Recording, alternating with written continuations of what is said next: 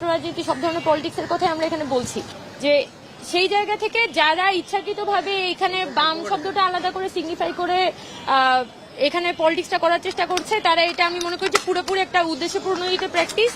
এবং আমার পক্ষ থেকে বা ইভেন অন্যান্য যে ছাত্রীরা আছে, অন্যান্য হলে আছে, তাদের পক্ষ থেকেও আমরা আসলে সকল ছাত্র সংগঠনগুলোকে সিগনিফাই করেছি। প্রতিটা হলে এই ধরনের একটা কমিটমেন্ট ছিল যে কোনো ধরনের ছাত্র রাজনীতি হলের মধ্যে বা কমিটি ভিত্তিক রাজনীতি হলের মধ্যে হবে না। পরবর্তীতে ছাত্র শিবিরই হচ্ছে এই জিনিসটা প্রথম ব্রিজ করে। ছাত্র শিবির তাদের যে উপঢৌকনমূলক রাজনীতি সেটা দিয়ে হচ্ছে হলে এন্টার করার চেষ্টা করে, সেটার হাত ধরে ছাত্র দলও এখানে এন্টার করেছে এবং মানে অন্যান্য ছাত্র সংগঠনও কিন্তু এখানে এন্টার করার চেষ্টা করেছে এই ওয়েলফেয়ার পলিটিক্স এর মাধ্যমে।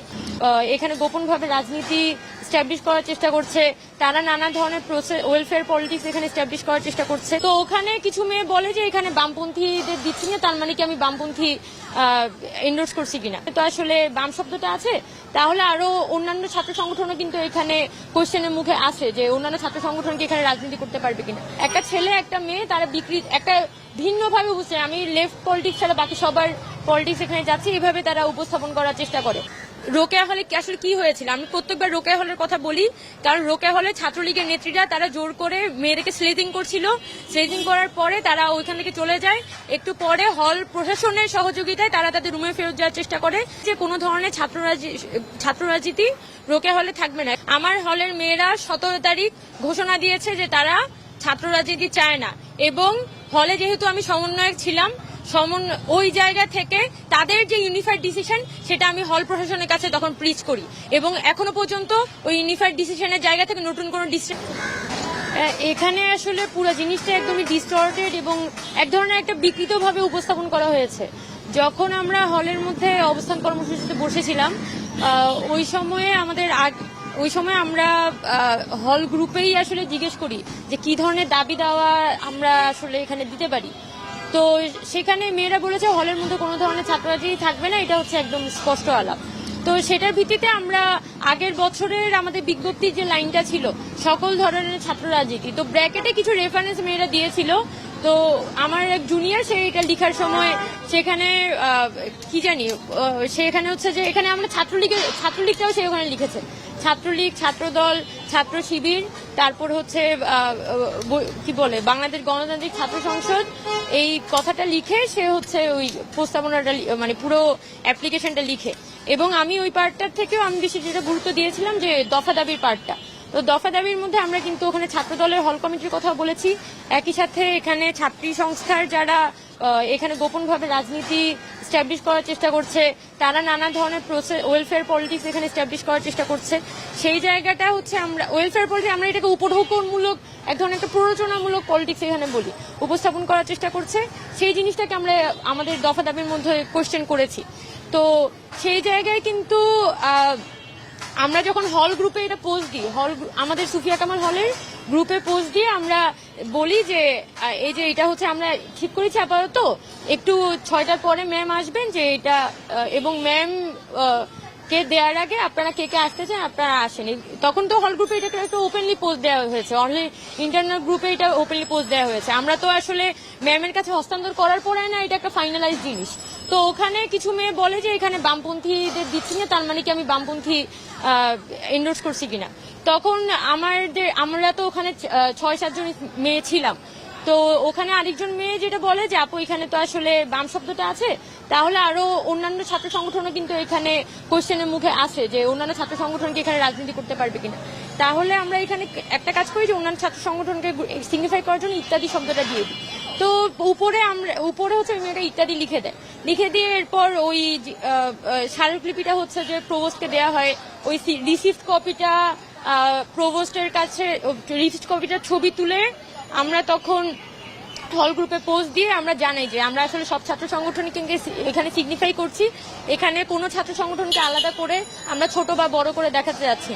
তো এটার পরেও দেখা যায় যে এর মধ্যে যেটা হয় যে ড্রাফট কপিটা ছিল সেই ড্রাফট কপিটাই আপনার ঢাকা বিশ্ববিদ্যালয়ের একটা ফেসবুক গ্রুপে একটা ছেলে একটা মেয়ে তারা একটা ভিন্নভাবে বুঝছে, আমি লেফট পলিটিক্স ছাড়া বাকি সবার পলিটিক্স এখানে যাচ্ছে, এইভাবে তারা উপস্থাপন করার চেষ্টা করে।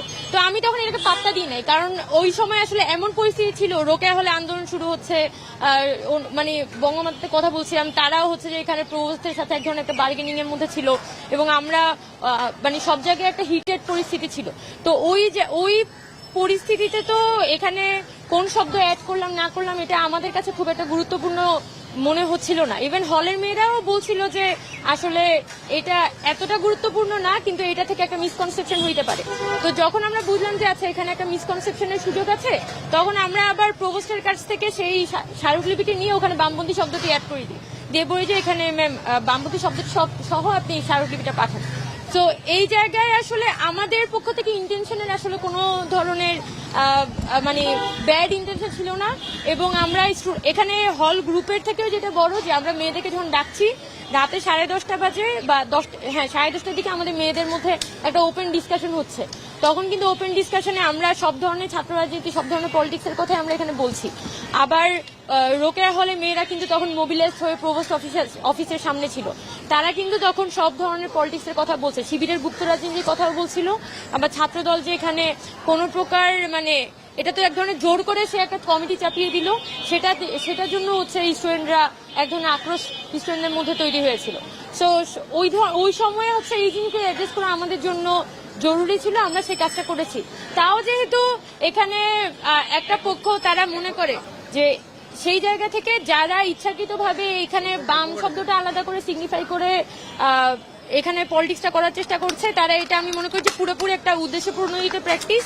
এবং আমার পক্ষ থেকে বা ইভেন অন্যান্য যে ছাত্রীরা আছে, অন্যান্য হলে আছে, তাদের পক্ষ থেকেও আমরা আসলে সকল ছাত্র সংগঠনগুলোকে সিগনিফাই করেছি। এখন আপনি যেটা জিজ্ঞেস করলেন যে হল রাজনীতির বিষয়ে আমরা কি মনে করি, হল রাজনীতি নিষিদ্ধ করা বা না করা এটা আসলে আমার উমামা ফাতেমার এখতিয়ার না, এটা কিন্তু আপনাদের বুঝতে হবে। গত 16 বা 17 জুলাই যখন হচ্ছে মেয়েরা রোকেয়া হলে আসলে কি হয়েছিল, আমি প্রত্যেকবার রোকেয়া হলের কথা বলি, কারণ রোকেয়া হলে ছাত্রলীগের নেত্রীরা তারা জোর করে মেয়েদেরকে স্লেজিং করছিল। স্লেজিং করার পরে তারা ওইখান থেকে চলে যায়, একটু পরে হল প্রশাসনের সহযোগিতায় তারা তাদের রুমে ফেরত যাওয়ার চেষ্টা করে, যেখান থেকে টেনে হিচড়ে সাধারণ মেয়েরা তাদেরকে বের করে। কারণ দীর্ঘদিনের একটা অত্যাচারের ইতিহাস কিন্তু আমাদের মেয়েদের হলগুলো, ছেলেদের হলগুলোতে, স্পেসিফিক্যালি ছেলেদের হলগুলোতে ছিল। কিন্তু আপনি প্রতিরোধের জায়গাটা দেখেন, সর্বপ্রথম কিন্তু রোকেয়া হলের মেয়েরা এখানে ঘোষণা দেয় যে কোনো ধরনের ছাত্র রাজনীতি রোকেয়া হলে থাকবে না, এবং তারা কিন্তু ব্র্যাকেটের মধ্যে সব ধরনের ছাত্র সংগঠনের কথা এখানে উল্লেখ করেছিল। তো এই যে রোকেয়া হলের মেয়েরা যে সেদিন সে সিদ্ধান্তটা নিয়েছিল, ওই মেয়েরা কি কোনো ধরনের পলিটিক্যাল অর্গানাইজেশনের যুক্ত ছিল? বিষয়টা তো এরকম না। তারা কিন্তু ইউনিভার্সিটির যে স্টুডেন্ট, যারা দীর্ঘদিন যাবত এই সাফারিংস এর শিকার, তারাই কিন্তু এই সিদ্ধান্তটা দিয়েছে।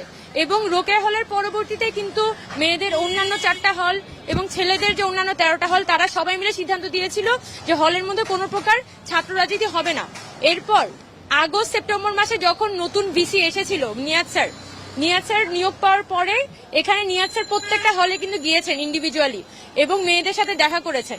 এবং এখানে মেয়েদের যে 5টা হল, ছেলেদের 13টা হল, প্রত্যেক হলেই যখন নিয়াজ স্যার গিয়েছেন, প্রত্যেকেরই কিন্তু সমস্বরে একটা কথা তারা বলে যে এই ধরনের ছাত্র রাজনীতি কিন্তু চাই না। তখন একটা কনফ্লিক্ট আমাদের, তখন কিন্তু সকল সাধারণ শিক্ষার্থী যারা হলের মধ্যে থাকে ততদিনই কিন্তু অনেকেই বিভিন্ন ছাত্র সংগঠনগুলোর সাথে যুক্ত হচ্ছে, আমরা এই জিনিসটা বুঝতে পারছি, তাদের সাথেও আমাদের একটা ওঠা বসা কথাবার্তা ছিল। তখন অ্যাটলিস্ট হলের মধ্যে, যেহেতু হলের প্যাডের মধ্যে এখানে ছাত্র রাজনীতি নিষিদ্ধ হয়েছে, সেই জায়গা থেকে সকলের মধ্যে একটা কমিটমেন্ট ছিল যে হলের মধ্যে আসলে কোনো ধরনের কমিটি হবে না। এটা হয়তো সেন্ট্রালি কোনো ধরনের কমিটমেন্ট হয় নাই, কিন্তু হলের ইন্টারনালি প্রতিটা হলে এই ধরনের একটা কমিটমেন্ট ছিল যে কোনো ধরনের ছাত্র রাজনীতি হলের মধ্যে বা কমিটি ভিত্তিক রাজনীতি হলের মধ্যে হবে না। পরবর্তীতে ছাত্র শিবিরই হচ্ছে এই জিনিসটা প্রথম ব্রিজ করে। ছাত্র শিবির তাদের যে উপঢৌকনমূলক রাজনীতি সেটা দিয়ে হচ্ছে হলে এন্টার করার চেষ্টা করে, সেটার হাত ধরে ছাত্র দল এখানে এন্টার করেছে এবং মানে অন্যান্য ছাত্র সংগঠনও কিন্তু এখানে এন্টার করার চেষ্টা করেছে এই ওয়েলফেয়ার পলিটিক্সের মাধ্যমে। তো এই যে ঘটনাটা হলো, ভিসি স্যার গেলেন, মেয়েরা বললো, ছেলেরা বললো যে তারা পলিটিক্সটা চায় না হলের মধ্যে। তার মানে তো সবার মধ্যে ওই আর্চা আছে, যে ওই ভয়টা আছে, আশঙ্কাটা আছে যে এখানে ওই ধরনের কমিটি ভিত্তিক রাজনীতির প্রচলিত হওয়া মানে পুনরায় হলগুলো আজকে হোক, 5 বছর পর হোক, 10 বছর পর হোক, একই ধরনের একটা দখলদারিত্বের মধ্যে যাবে। তো তাহলে এটার তো একটা পার্মানেন্ট সলিউশন দরকার। আমার কথা হচ্ছে এখানে স্টুডেন্ট পলিটিক্যাল অর্গানাইজেশন, এখানে যারা হলের বলি বা বাইরের বলি, যে সাধারণ শিক্ষার্থীরা আছে, সাধারণ শিক্ষার্থী বলতে তো সব তো আর শিবিরের গুপ্ত রাজনীতি করে সাধারণ শিক্ষার্থীরা, এখানে জেনারেল স্টুডেন্টই কিন্তু বেশিরভাগ আছে যারা আন্দোলনটা করেছে ওই জুলাই মাসে। সো এখানে সকল সাধারণ শিক্ষার্থী, স্টুডেন্ট অর্গানাইজেশন, প্রশাসনের মধ্যে একটা বোঝাপড়ার মধ্যে আসতে হবে, একটা রিকনসিলিয়েশন প্রসেসের মধ্যে আসতে হবে এবং ঢাকা বিশ্ববিদ্যালয়ে ছাত্র রাজনীতি একটা প্রপার নীতিমালা করতে হবে যে ছাত্র রাজনীতি হলে এখানে কি ফরম্যাটে হতে পারে, এবং সেটা হতে হবে একটা রিকনসিলিয়েশনের মাধ্যমে। এবং দুঃখজনকভাবে এই রিকনসিলিয়েশনে আসলে আমাদের প্রশাসনে পৌঁছাতে যাচ্ছে না। প্রশাসন মানে যখনই চাপে পড়ে বা একটা গোষ্ঠী হচ্ছে তাকে চেপে ধরে, তখন তার এক ধরনের আলাপ থাকে, আবার ছাত্র সংগঠন গেলে তার আলাপ চেঞ্জ হয়ে যায়। তো এভাবে তো আসলে একটা প্রসেস চলতে পারে না।